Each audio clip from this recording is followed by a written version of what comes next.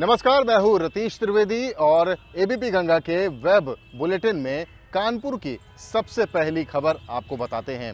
कानपुर में खुशी दुबे चर्चा में है। 30 महीने बाद खुशी दुबे बाहर आई है जेल से, लेकिन जेल से बाहर आने के बाद पुलिस ने यानी कानपुर पुलिस ने सुरक्षा का हवाला देते हुए खुशी दुबे के पनकी रतनपुर स्थित घर के बाहर 4 सीसीटीवी कैमरे इंस्टॉल करवा दिए हैं।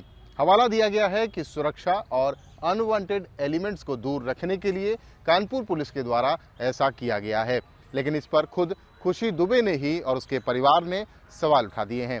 सवाल मंशा पर उठाया गया है। दरअसल पुलिस कह रही है कि सुरक्षा के मद्देनजर ऐसा काम किया गया है, लेकिन खुशी दुबे का कहना है कि अगर पुलिस को उसकी सुरक्षा की इतनी ही चिंता है तो उसे गार्ड को अवेलेबल करा देना चाहिए, यानी सुरक्षा कर्मी खुशी दुबे को दे दिया जाना चाहिए। खुशी दुबे के वकील शिवाकांत दीक्षित ने भी कहा है कि अगर वास्तविक रूप में पुलिस खुशी की सुरक्षा के लिए कंसर्न है, चिंतित है, तो खुशी दुबे को एक सुरक्षा कर्मी मुहैया करा दिया जाए, क्योंकि खुशी दुबे अगर पेशी और जाती है तो इसके लिए उसको सुरक्षा कर्मी ज़्यादा बेहतर तरीके से सुरक्षित रख पाएगा। इन सब के बीच पुलिस का दावा यही है कि सीसीटीवी और किसी मंशा से नहीं लगाए गए हैं।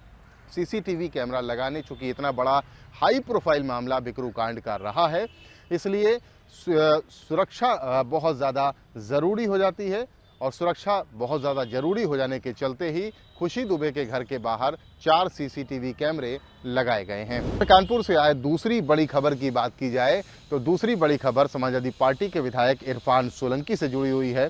इरफान सोलंकी तो महाराजगंज जेल में बंद है, लेकिन पिछले 2 महीने में 8 मुकदमे उन पर लगे हुए हैं।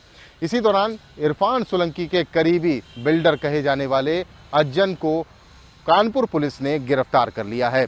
दरअसल कानपुर पुलिस ऐसे लोगों को चिन्हित कर रही है जो इरफान सोलंकी के साथ गैंग बनाकर अपराध कारित करते हुए संपत्तियों को अर्जित करते आए हैं पिछले कई सालों में, और अज्जन पर आरोप है इसी तरीके का, यानी अपराध के द्वारा जोर जबरदस्ती करते हुए, रंगदारी तो नहीं कहेंगे, लेकिन जोर जबरदस्ती करते हुए अब विवादित संपत्तियों पर कब्जा करने वाला।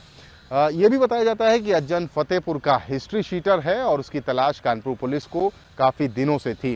कानपुर पुलिस के ज्वाइंट सीपी आनंद प्रकाश तिवारी ने कहा है कि ऐसे बहुत सारे अन्य लोग हैं जिनको चिन्हित किया गया है, जो वांछित हैं कई मामलों में अवैध संपत्ति अर्जित करने में, अपराध कारित करने के बाद संपत्तियां अर्जित की गई। ऐसे लोग कानपुर पुलिस के रडार में हैं और कानपुर पुलिस आने वाले दिनों में ऐसे लोगों को जल्दी धरपकड़ उनकी भी करेगी।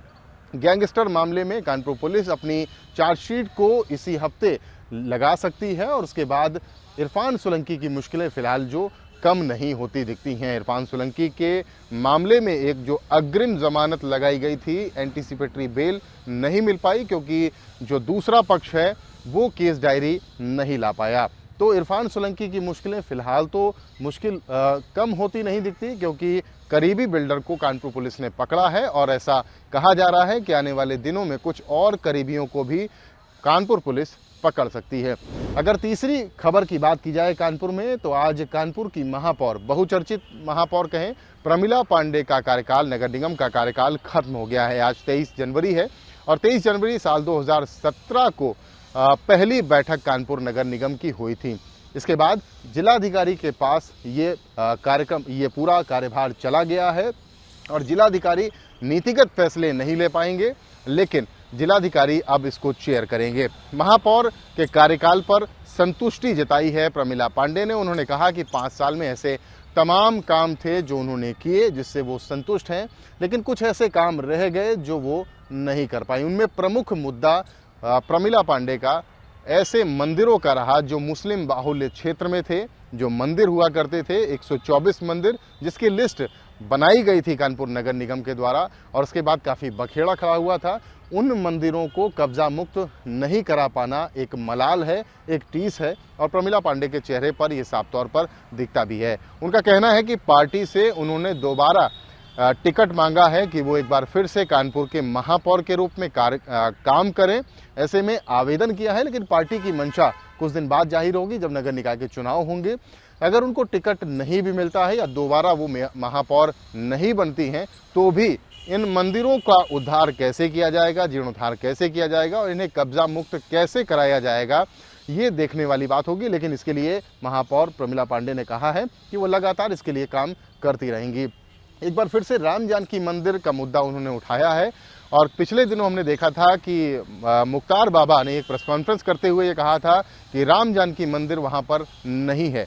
इसमें मेयर ने कहा है कि राम जानकी मंदिर की पंचशाला उनके पास है और जो दावा किया गया था वो दावा पूरी तरीके से बेबुनियाद है। तो कार्यकाल खत्म हो गया है, एजेंडे बहुत सारे पूरे किए गए और कुछ एजेंडे पूरे नहीं हो पाए। ऐसे में मेयर का कहना है कि अगर उनको अगला कार्यकाल मेयर का मिलता है तो अपने छूटे हुए कामों को वो ज़रूर करना चाहेंगी।